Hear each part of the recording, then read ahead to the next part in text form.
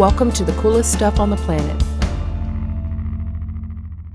Hey, Rachel, what's going on? Hey. Are we ready to record? I think so. Let's do this thing. Let's go. Today, we're tackling a seven-headed beast of a topic, Rachel. Rome. Rome is a city that oozes with history, once the seat of the infamous Roman Empire. And I have to admit, Rach, this topic is a bit intimidating. Yeah. It's kind of a big one, and I think we're going to have to break it down into chunks. Okay. Into bite-sized, manageable portions. Nice. So smaller portions. Exactly. Not quite enough for an adult, but, maybe for a small child. Or like a 12-year-old. Yeah. So today we're gonna talk about a very unusual and interesting part of Rome. Something that makes it very unique from other cities in the world. Mm-hmm. We're gonna talk about the Vatican. Yes. Specifically the Vatican City, which is a sovereign state located inside the city of Rome.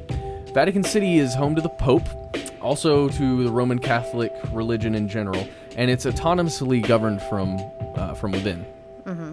Vatican City has its own government, its own flag, radio station, coat of arms, even has its own postal service and its own stamps.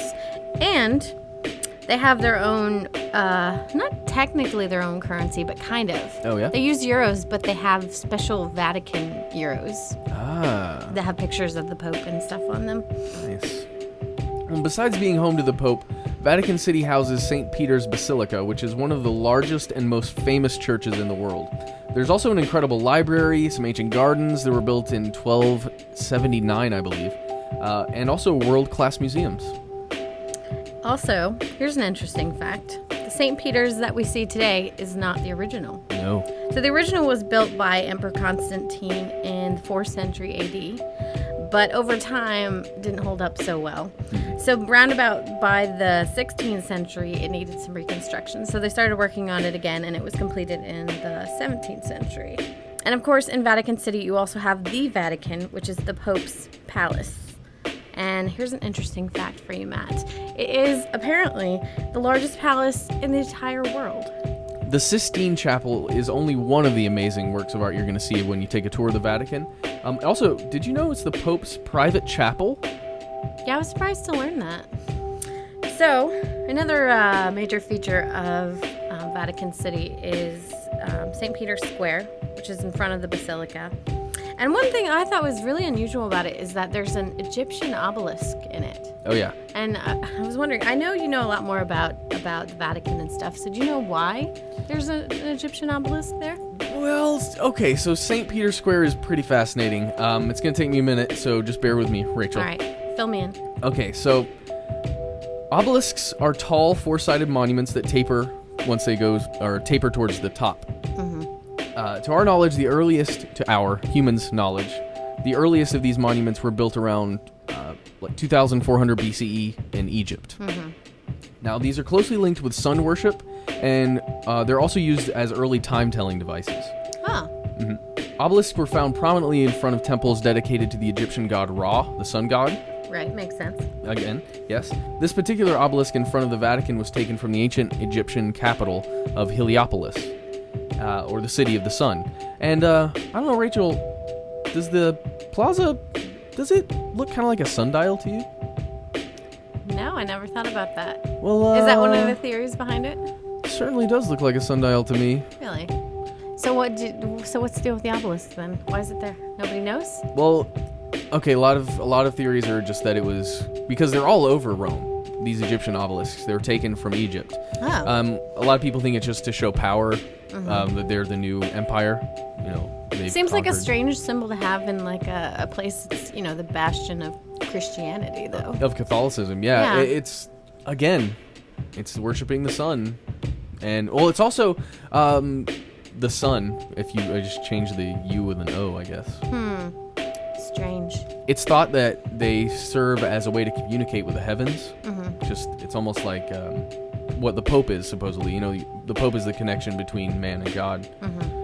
It's kind of the same idea, I guess. So it would make sense for the Pope to have his own obelisk. Huh. Moving on from obelisks. Yes.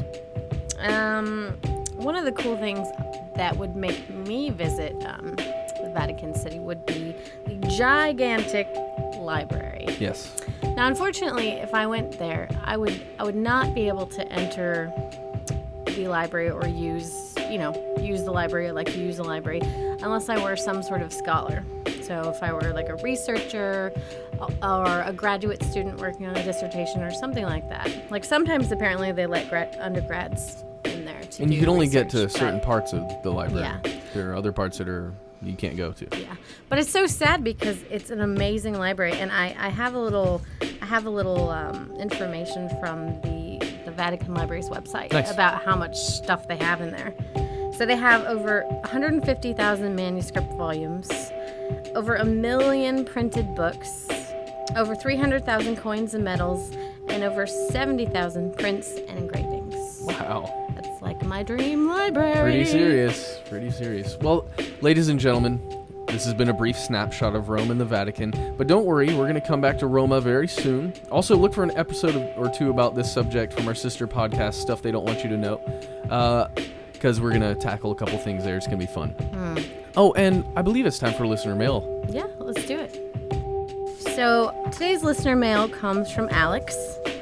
And Alex says, "Hey guys, love the podcast and keep up the good work. I do have a query though. Why have you never done a podcast on anything in Britain? You've done multiple Japan ones, a few Egypt ones, and a couple on Australia, as well as the obvious America ones. I know you've done a few on British Columbia, but none actually in Britain. Just as suggestions, you could do a podcast on Stonehenge, Blackpool, London architecture, Ben Nevis, and so on. Thanks for reading my message, and I hope you take my opinion into consideration." We did. We did. Thanks, Alex. Yeah, so we're going to hopefully be heading out to some of those places, right?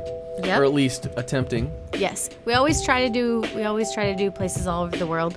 We're a bit limited by footage, but don't worry, Alex. We will be moving around the world more in the future. Absolutely. So, also, Alex did add an interesting PS, which makes a perfect segue for us. So I'm going to read it. He says, "P.S. I'm now following you on Twitter." Nice. So, don't forget to follow us on Twitter, just like Alex. Thanks for that, Alex. Yes. Perfect. That's twitter.com/cooleststuffhsw. Don't forget that HSW, it's very important. Or facebook.com/cooleststuff. You can add us /like us. I'm not really sure how that works, but just follow it. Amanda and Rachel will be giving you all kinds of awesome information, and sometimes I'll pop in and go, "Hello." Well, hello. Yes. If you're lucky. Yes. And as always, if you want to learn more about pretty much everything under the sun, you know what to do. Go to howstuffworks.com. For more on this and thousands of other topics, visit howstuffworks.com and let us know what you think. Email travelpodcast@howstuffworks.com. Don't forget to check out our other podcasts, free on iTunes.